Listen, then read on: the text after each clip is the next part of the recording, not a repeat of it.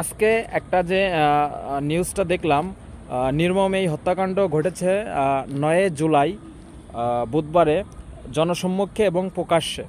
কিন্তু আমরা জানতে পেরেছি সোশ্যাল মিডিয়ার মাধ্যমে, আহ, এই সোশ্যাল মিডিয়ার মাধ্যমে তারা মানে কেউ একজন ছেড়ে দিয়েছিল।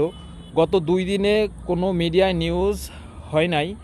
আর ফেসবুকের মাধ্যমে কেউ একজন ভিডিওটা ছেড়ে দেওয়ার কারণে এই ভিডিওটা দেখলাম। তো দেখার পরে মানে আমার মনে হলো কি যে আইয়ামে জাহেলিয়া যুগে যে অবস্থা হতো, মানে একদম সেম টু সেম, কোনোভাবেই মানে পিছিয়ে রাখা যাবে না। মানে দেশের অবস্থা মানে এতটা মানে আশঙ্কাজনক।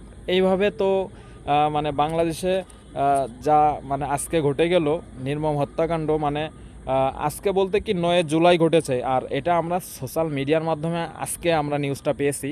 তো আমরা তাহলে যদি এই সোশ্যাল মিডিয়ায় যদি এই নিউজটা না ছাড়া হইতো তাহলে আমরা কিন্তু জানতে পারতাম না। আজ 2 দিন পরে আমরা জানতে পেরেছি।